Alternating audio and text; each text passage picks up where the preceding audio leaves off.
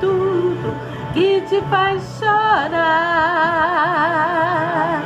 Deixa eu te usar para curar, deixa eu te usar para salvar. Enquanto eu te uso, eu cuido de tudo que te faz chorar.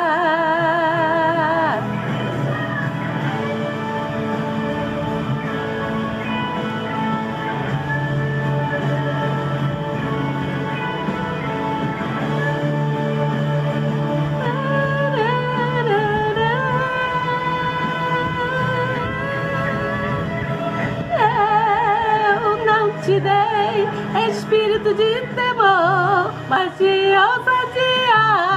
Onde eu te botar, tu irás. Onde eu te colocar, tu brilharás. E eu te encherei,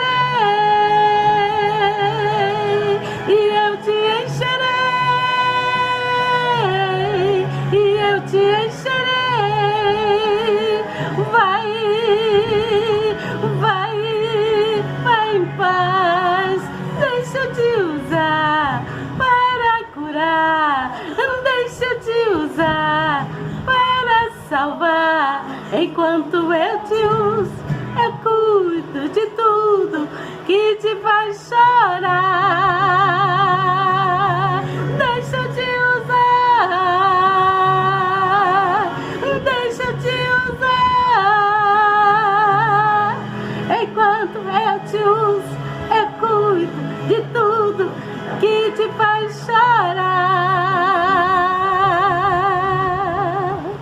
Eita glória! Vamos dar início ao nosso estudo do livro de Isaías, não é mesmo? Hoje nós vamos falar do capítulo de número 2. Vamos falar da glória futura de Israel. Você já está preparado, já está pronto, já está pronta aí sentadinho, já com a sua Bíblia, para a gente dar início ao nosso estudo? Vamos lá pegar mais conhecimento, né? Ontem nós falamos do capítulo 1, falamos sobre a obediência, né? Falamos sobre todas as descrições de pecados, né? Falamos sobre os pecados cometidos naquela época e o que Isaías viu, a visão de Isaías, o que ele escreveu e que Deus viu o que ele escreveu, não foi mesmo? Então hoje nós vamos já falar sobre a glória futura da época lá de Israel, tá bom? Estejam todos atentos, vamos nos colocar aí. Você novo que está chegando, se inscreva no canal, aperte aí na palavrinha inscrever-se e no sininho na palavrinha todas. Pronto, já estará escrito e escrita. Vai ver uma mãozinha assim, que eu digo que é o símbolo, é uma luvinha, né? Que diz para mim, eu digo que é um papo firme, a mãozinha do papo firme, que é o dedinho levantado assim, mostrando que eu venho trazer aqui uma história verídica, são fatos que aconteceu realmente no passado e que nós estamos dando estudo, né? Estamos aqui procurando entender, compreender aquilo que foi deixado pelos profetas da época, né? Pelos pregadores, pelos discípulos da época do passado, né? Que deixou aqui como um espelho, né? Para que a gente pudesse refletir e caminhar na direção correta, tá certo? Então, seja muito bem-vindo, você que está chegando, e se inscreva no canal, tá bom? No final você compartilhe, convide alguém para participar do nosso canal, seja muito abençoado, esteja aqui sempre conosco, tá bom? E você nunca esqueça, sempre mais ou menos nesse horário, né? Eu procuro chegar aqui no horário antes das 6, às vezes depois das 6, e às vezes eu gravo o que eu tenho passado aqui para vocês, porque eu ainda não estou conseguindo entrar ao vivo para vocês, porque eu preciso de mais inscritos no canal. Se as pessoas só ficarem de passagem e não se inscrever, o YouTube não me libera para que eu venha fazer essa transmissão ao vivo para vocês.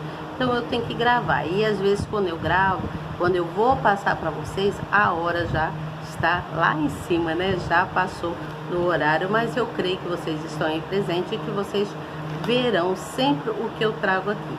prestem atenção, porque a palavra de Deus é de grande valia para a gente. Vai nos instruir muito, muito, muito. Você entende? O conhecimento da palavra sempre nos leva a crescer. Então vamos lá, dar início. Eu vou falar sobre a glória futura de Israel. Não é um pedaço não muito grande, né? É o mesmo tamanho mais ou menos daqui eu li ontem do primeiro capítulo. Hoje eu vou falar do segundo capítulo da glória futura de Israel e do dia do Senhor, tá certo? O dia do Senhor, nosso Deus. Então, já está preparado? Você já está prontinho aí? Já está sentadinho? Vamos ficar atento então aqui a ouvir. Vou esperar você se ajeitar aí um pouquinho. Eu também vou aqui me ajeitando, né? Me ajeitando aqui com minhas coisinhas também. Tô aqui com meus bolsos já preparados. A minha Bíblia já está aqui na minha frente. Mostro para vocês aqui a Bíblia, capítulo 2 do livro de Isaías, tá bom? Livro de Isaías. Tá prontos? Então vamos dar início? Vamos lá então? Tô vendo ali alguém mandando uma mensagem para mim, depois eu respondo, tá bom? Então vamos aqui ver o que o Isaías veio trazendo para a gente aqui. Diz assim no primeiro versículo do capítulo 2, da glória futura de Israel. Palavra que viu Isaías, filho de Amós, a respeito de Judá e de Jerusalém. E acontecerá nos últimos dias que se firmará o monte da casa do Senhor no cume dos montes, e se elevará por cima dos outeiros, e concorrerão a ele todas as nações. E irão muitos povos e dirão: vinde, subamos ao monte do Senhor, à casa de Deus de Jacó, para que nos ensine os seus caminhos e andemos nas suas veredas, porque de Sião sairá a lei e de Jerusalém a palavra do Senhor. E ele julgará entre as nações e repreenderá a muitos povos, e estes converterão as suas espadas em enxadões e as suas lanças em foices. Uma nação não levantará espada contra outra nação, nem aprenderão mais a guerra. Tá prestando atenção? Aí diz assim sobre o dia do Senhor, fala assim: vinde, ó casa de Jacó, e andemos na luz do Senhor. Mas tu desamparastes o teu povo, a casa de Jacó, porque se encheram dos costumes do Oriente, e são agoeiros como os filisteus, e associam-se com os filhos dos estrangeiros. E a sua terra está cheia de prata e ouro, e não tem fim os seus tesouros. Também a sua terra está cheia de cavalos, e os seus carros não têm fim. Também a sua terra está cheia de ídolos, inclinam-se perante a obra das suas mãos, diante daquilo que fabricaram os seus dedos. Vamos virar a página. Aí diz assim no versículo 9: o povo se abate e os nobres se humilham, portanto não lhes perdoarás. Entra nas rochas e esconde-te no pó do terror do Senhor e da glória da sua majestade. Os olhos altivos dos homens serão abatidos, e a sua altivez será humilhada, e só o Senhor será exaltado naquele dia. Porque o dia do Senhor dos Exércitos será contra todo o soberbo e altivo, e contra todo o que se exalta para que seja abatido. E contra todos os cedros do Líbano, altos e sublimes, e contra todos os carvalhos de Baçã. Carvalhos. Versículo 14. E contra todos os montes altos, e contra todos os outeiros elevados, e contra toda a torre alta, e contra todo o muro fortificado, e contra todos os navios de Tarsis, e contra todas as pinturas desejáveis. E a arrogância do homem será humilhada, e a sua altivez se abaterá, e só o Senhor será exaltado naquele dia.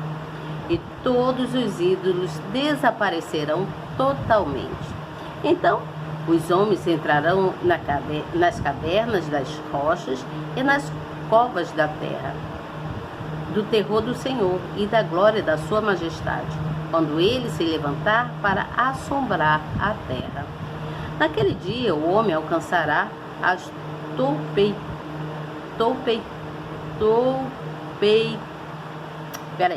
Naquele dia, o homem lançará as toupeiras,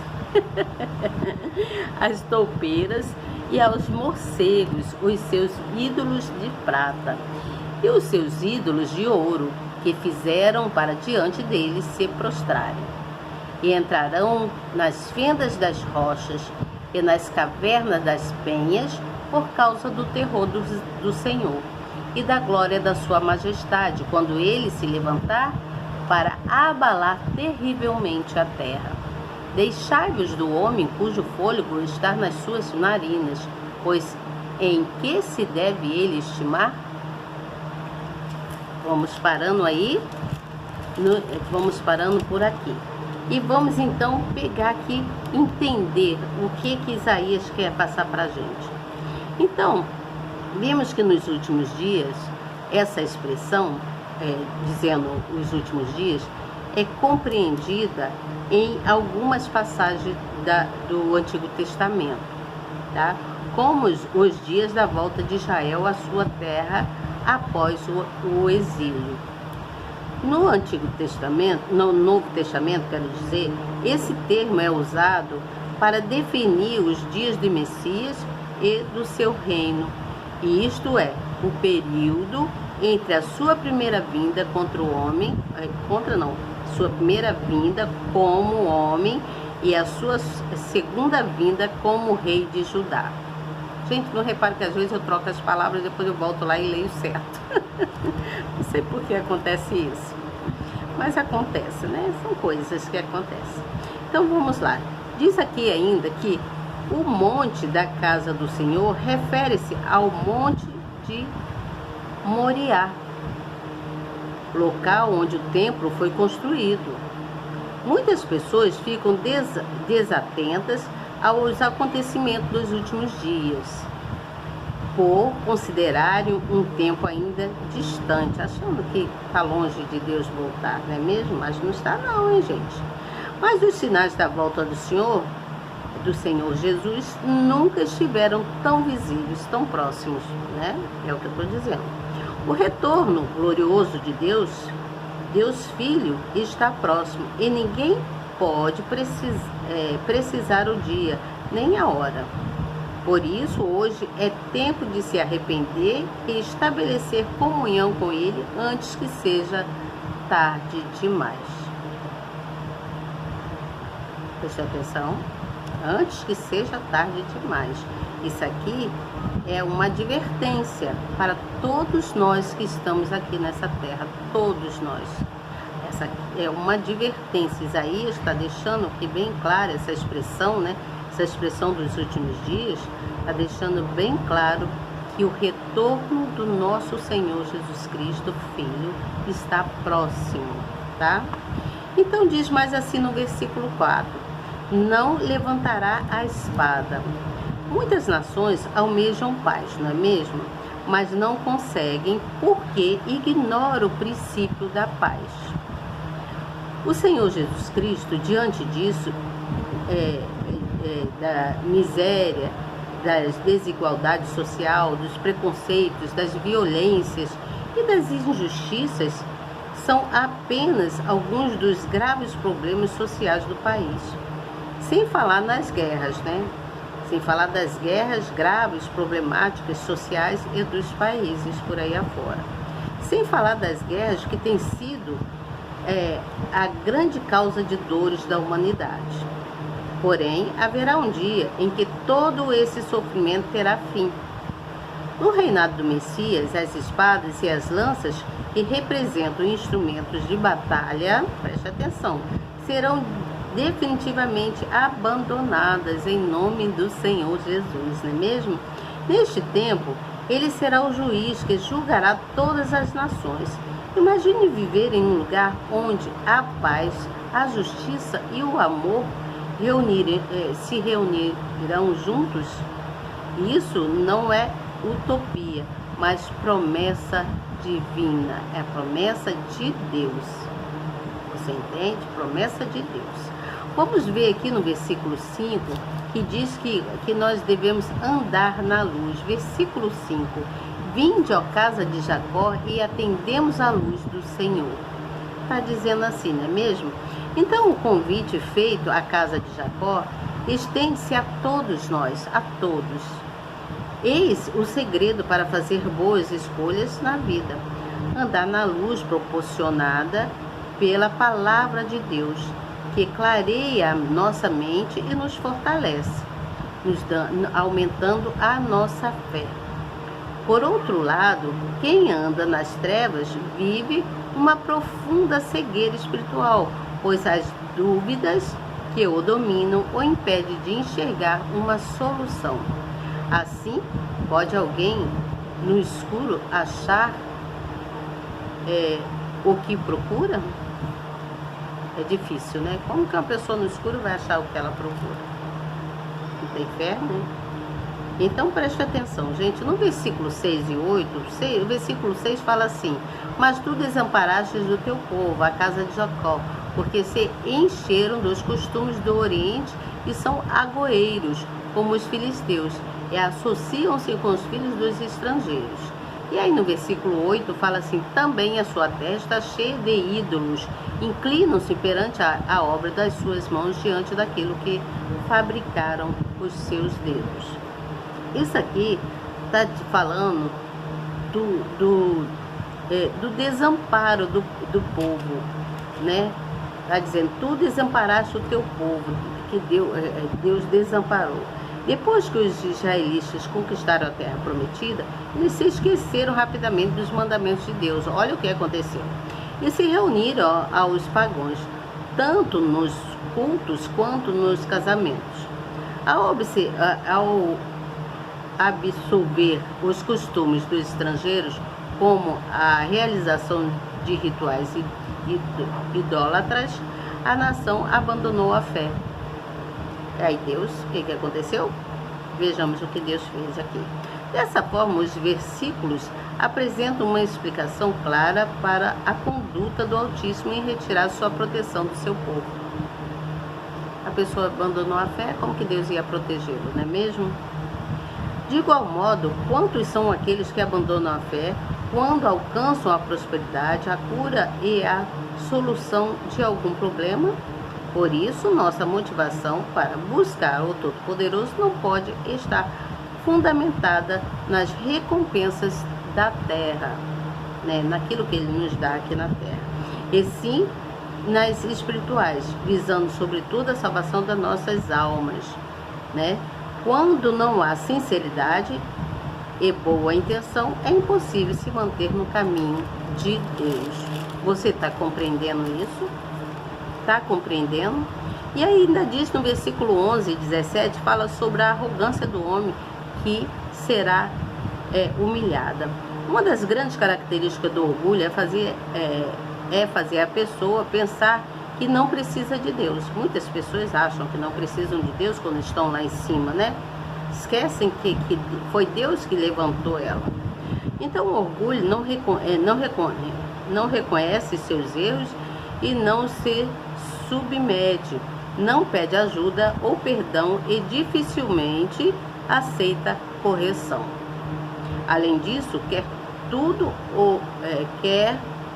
do seu jeito e não gosta de ser contrariado. Como que o Todo-Poderoso pode trabalhar em uma pessoa dessa forma? É impossível, visto que ela não se sujeita à sua vontade. Dessa forma, por viver afastados dele, não poderá alcançar a salvação. Mas naquele dia, quando houver o julgamento final, todos, sem exceção, terão que se curvar perante a soberania do nosso Senhor Jesus Cristo e confessar confessar o seu nome, quer queiram, quer não. Isso vai acontecer. Também diz que estarão nas cavernas. Então a Judéia era conhecida como uma região montanhosa, cheia de cavernas e lugares propícios para esconderijos. Esse costume de se esconder nas cavernas era bem conhecido entre o povo. Assim, ao se referir a essa situação, o Senhor faz uma analogia para mostrar que é isso que acontece no fim dos tempos. O povo dos ímpios, presta atenção, o povo que são os ímpios, né? Tem pavor na manifestação do Senhor Jesus Cristo, que será tão grande que eles buscarão se esconder de todas as formas.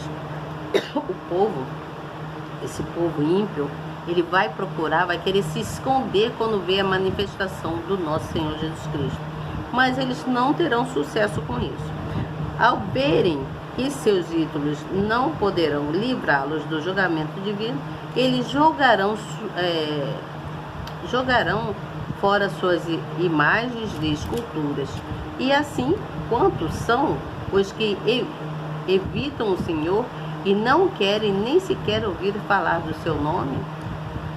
Eu conheço pessoas que a gente fala assim, deixa eu conversar com você, vamos falar de Jesus, eu queria te falar umas coisas aqui que eu li, que eu aprendi, eu não gostaria de saber. Eu só, eu não estou com tempo para isso não, outra hora eu vejo isso, e aí a coisa vai passando, vai te descartando para que você não fale. Isso acontece. Contudo, chegará o dia em que eles terão que enfrentá-lo. Nesse momento não terão como fugir, nem haverá quem o possa ajudar. Preste atenção. Com isso, entendemos que viver nos termos, vivemos no temor ao Senhor, livra o ser humano do sofrimento e preserva a sua alma do tormento eterno. Você entendeu isso aqui? Você entendeu? Então, esse livro, o segundo capítulo, está falando que o estudo diz, está falando segundo a vinda de Jesus Cristo na terra, que Deus vai voltar, pela segunda vez Deus vai voltar. Ele dará início a um outro período